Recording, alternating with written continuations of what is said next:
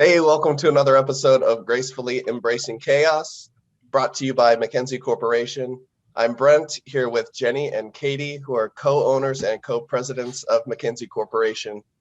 Today, we're going to talk about an initiative that Jenny and Katie introduced in an effort to get our team members experiences with brands locally here in Orange County, and in an effort to start to get us thinking about ourselves as consumers consciously so that we can start to relate our own experiences to the experiences that we provide to our clients at MacKenzie, and that our clients then provide to their customers at their respective businesses. So just as a quick example, early this year, Jenny and Katie gave us team members Visa gift cards with the instructions to then go have an experience of anything that you want, with an emphasis on local businesses or local brands. We then had a little worksheet that we would fill out with some details to make sure that we have some consistency in how the team members then shared to the rest of us.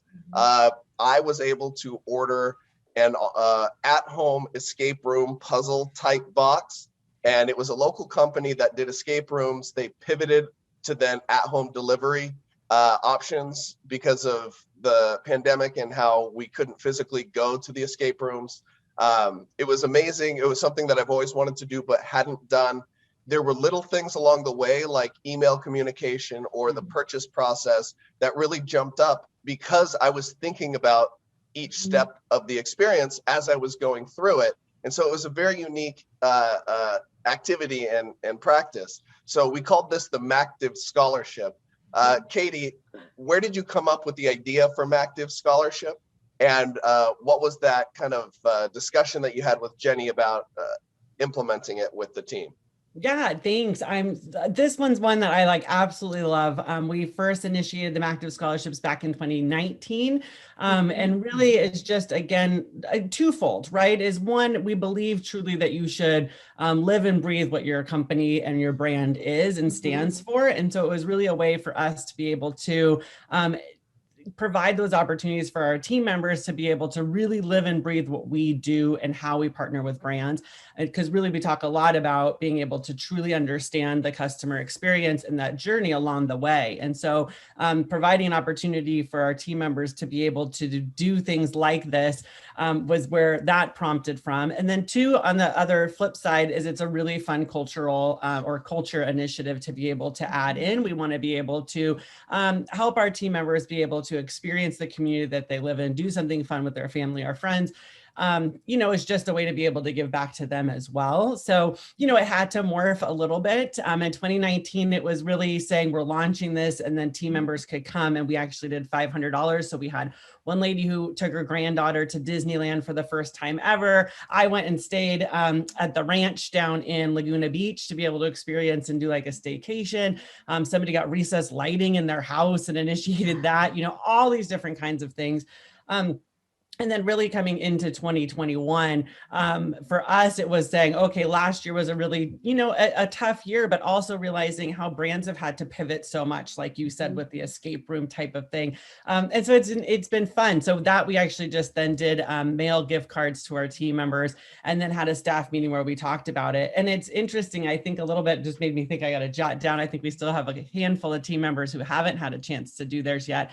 And it's forcing us to be able to think differently, because one of the things is saying, well, I can't go out and do something right now, so I'm going to keep my gift card until I can go out and do something. But I think the opportunity and the challenge for us and all brands in general is to be able to think at how we maybe adapt and how we would experience and interact with the brand, and then also finding new brands. I mean, I think that's the other type of thing. Like you said, you did something that you'd never done before.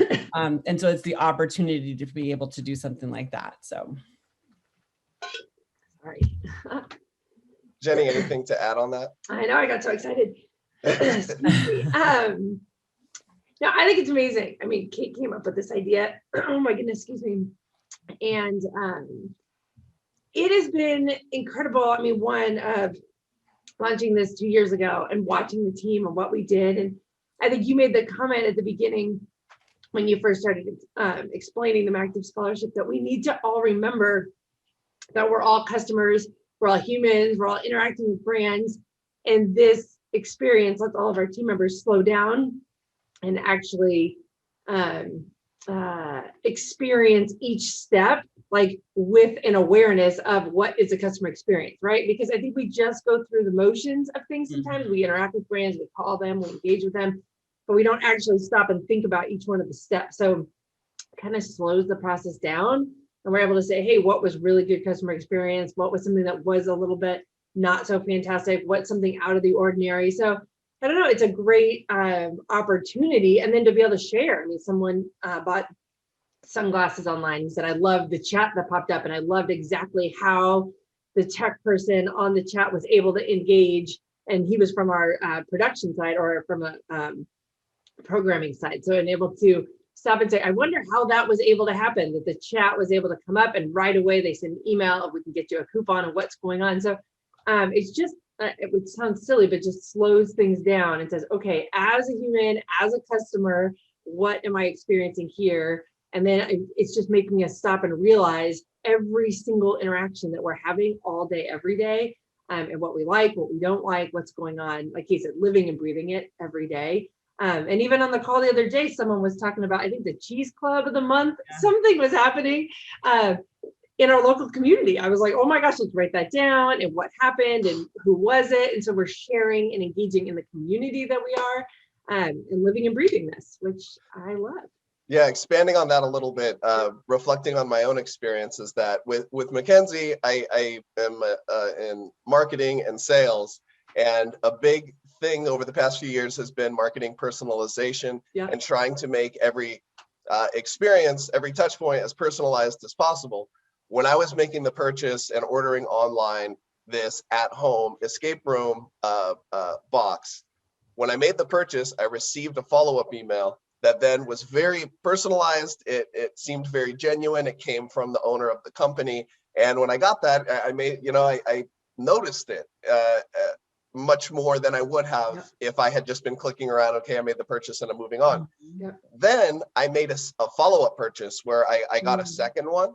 And then within that same block of purchase, where in that email it said, hey, if you want, you'll get this box in a few weeks. If you want to do one sooner, click here on this link to go order this one. And so I clicked it and went and made that purchase. And then I got the same follow-up email after that. And so that made me sit back and rethink how we do things from a personalization standpoint. Or when we have a download, or when we have someone sign up for the newsletter, or little things like that, it's really easy to program an email to fire off and feel like, okay, we have something personalized, we have it unique to this, but then to think about the individual that's there who might be getting 2 or who might be getting 3 is, what is the situation like when those experiences happen? And so I think an effective example of what you both had set out to do was, it made me rethink everything that we do as a company, and to want to dig back into our website forms and newsletters and say, hey, if thinking the different customer journeys, how people can enter and exit the sales cycle, what are their experiences like from each touch point, and are they aligned with what we'd want our brand to represent? And now shifting a little bit, one of the things that you had emphasized, and it wasn't mandatory, but it was encouraged that they be local businesses and local brands. Jenny, why do you think as a team that's an important or a valuable aspect for us to be experiencing local brands and local companies? I mean, multiple reasons. I mean, we are born and raised Orange County. We've been here. Our team is here. We want to support the businesses here in Orange County. I think it also then makes it, it takes a minute to then go in and search companies that are here. I mean, I was looking for food subscription type of boxes for my kids, because I want them to start eating healthier and do these type of things. So, I mean, there's the big name guys, but then I thought, okay, well, who are the local players here? What are they doing? What's going on? So for us to know what's happening in our community, I think is amazing. I think it makes them also, people, instead of just going right on Amazon or right on these places and going to these big box places, it makes us realize, okay, what can we be doing? What's happening in these local shops? Because we want to support our community. We want to be thinking differently. I don't know. We love it here in Orange County, and however we can support this area, and it's making people think differently. Then out of habit, that we're just, this is what we do, this is where we go, this is what's going on. It's kind of like that slowing down again of, okay, well, wait a second, I need to even see, how do I Google what's going on? I know someone was doing running shoes, or not, I don't think running shoes, but walking shoes of what they were doing. Well, where would I go instead of just going on Amazon and buying this? Who's the local guy? What are they doing? How are their hours adjusted? So it's getting us out of our norm and trying things differently. I will say just real quick on the everything that we're doing, we're taking a look and saying, like, what are best practices, what's going on, slowing down, understanding, and then we're taking a look at our business. I mean, obviously we encourage everyone to do some sort of Macktive scholarship because I just think it's an incredible opportunity. But the first thing too is also experiencing your own brand and your own experience as well. I know that's kind of a side topic, but if you're not doing that already, purchasing from your website, buying different things, ordering, going on, and really figuring out what does the customer experience look like. That just needs to be number one. I couldn't miss the opportunity to be a customer in your own customer experience if you can, but then going out and taking a look at others and then testing it out. I know that was Katie, any thoughts about the importance and value of staying local and experiencing local businesses or brands? Yeah, I mean, just to ditto on what Jenny said. I mean, we are passionate about Orange County. We think that there's so many amazing businesses here, and really supporting our local community matters to us. And again, that's through commerce, through the nonprofits that we support, through just, if you can hire within the community, different types of things like that. We just really believe in helping to keep our community strong, and anything that we can do, again, to be able to support that. And then again, as Jenny said, it's fun to be able to challenge yourself in a way to be able to think creatively. I mean, one of the, I guess, blessings in disguise of the last year has been the fact that you are able to like re-fall in love with where you live, because we've all, we have the opportunity, I would say, to be able to stay local and be able to experience local a little bit more than maybe some of us are used to. And so with that, then it's being able to uncover some, hidden gems that you just didn't know about. And I think that's kind of a fun thing too. Again, though, it's pushing yourself to, and the challenge for our team is to be able to push themselves to be able to find those hidden gems and to do a little bit more of the investigating. But for us, we think that's kind of the cool part of the experience as well. So Katie, you had mentioned we did this back in 2019, and everybody got $500 to go out and experience something that was huge, and it was super exciting. This time around, it was a smaller version, but equally as effective and equally as impactful and powerful. What would you say? I think it'd be easy for a brand who's listening right now and thinking about this to say, yeah, it all sounds great, but we've either got a big team or we just don't have the money to support and to offer everybody $500. What would you say about it not needing to be that big? It could be a smaller experience and still be as effective and impactful from an experience standpoint? Yeah, definitely. I mean, we did not do it at the same level for this one, because last time it was definitely people came and chose. And so not every team member took advantage of the opportunity in 2019. And this one we wanted to be able to have everybody take and to, be a little bit more proactive in that. I don't think that it has to be much. I mean, it can be a $10 gift card. It can be a $25 gift card. It can be something kind of small.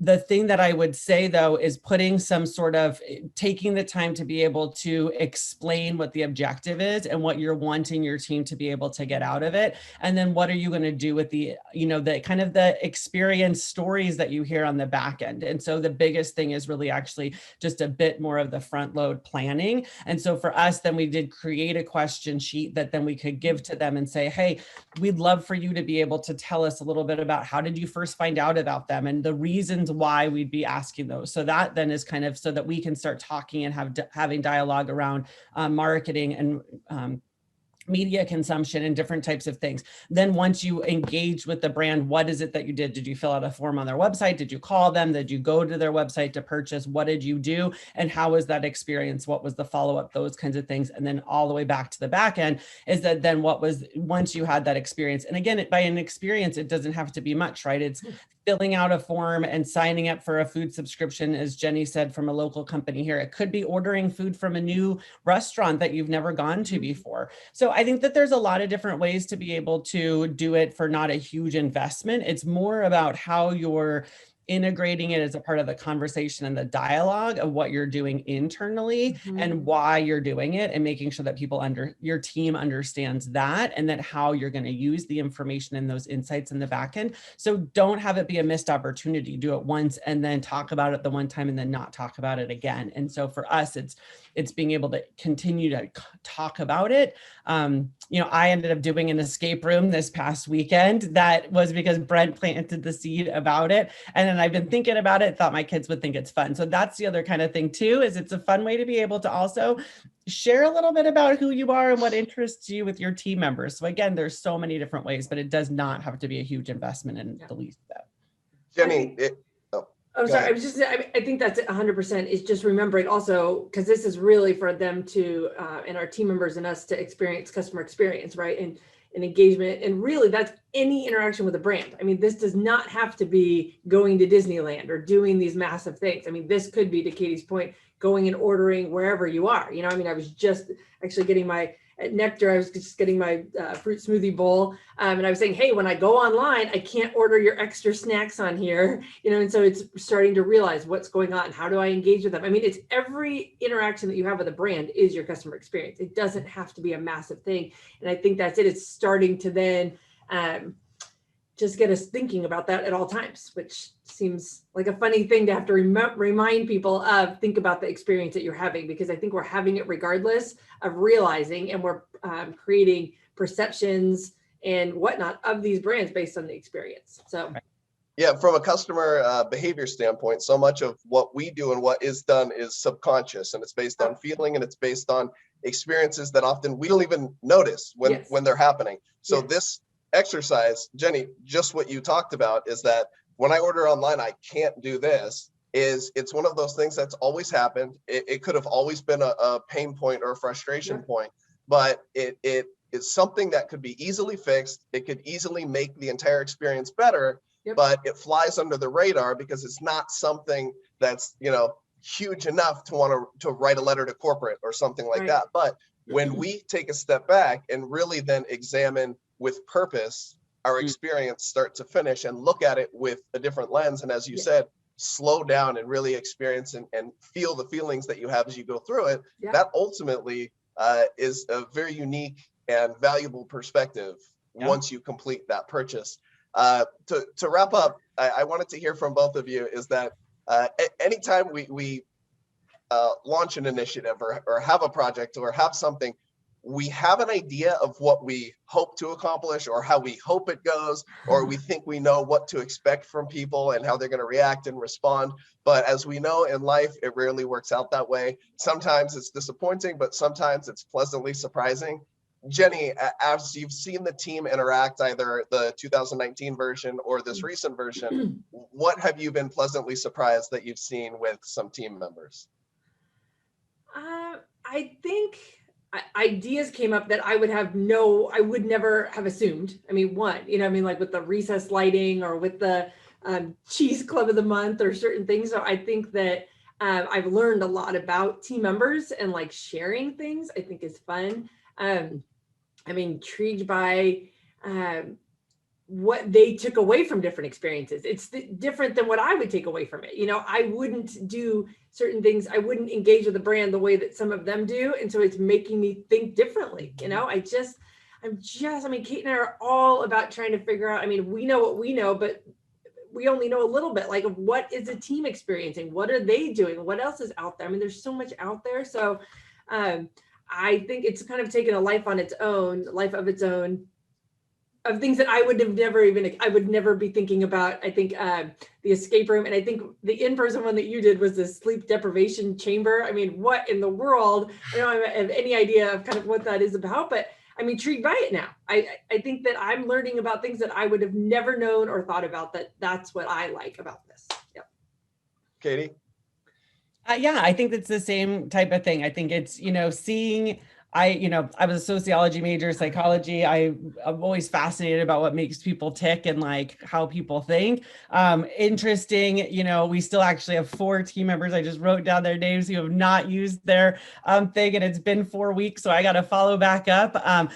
Just then thinking about from that even experience is then like what people go through when they make decisions. And so remembering like, I'm like, let's try new experiences. I could have it done in like the next 10 minutes and I'll find something fun. But that's just how then I approach decision making and purchases, and realizing that other people are much more methodical, wanting to plan those types of things out. And so then again, for those brands, like where are you meeting, how are you meeting your consumers where they are, and understanding that different people, there isn't just one journey and one life cycle, that different people are going to be doing much more extensive levels of research before they make a decision, where then there's which I would be probably more on the impulse buy. And so like, any of those kinds of things. And so I think that's just, is an interesting learning perspective as well, of understanding and the reminder that consumers have different patterns and how they're making decisions, and how you have to have multiple layers there to be able to meet your potential customers at different levels, and make sure that they have the information that they need to make those decisions. So.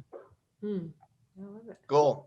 Well, if any of you out there want to learn more or chat more about the Macktive Scholarship, this concept, I know Jenny and Katie are always open and would love to discuss and chat about this stuff, because they're very passionate. And from personal experience, it went really well. As a team member, this was such a cool practice and exercise. So thank you both so much for thinking of us and taking the time and effort to give us that opportunity.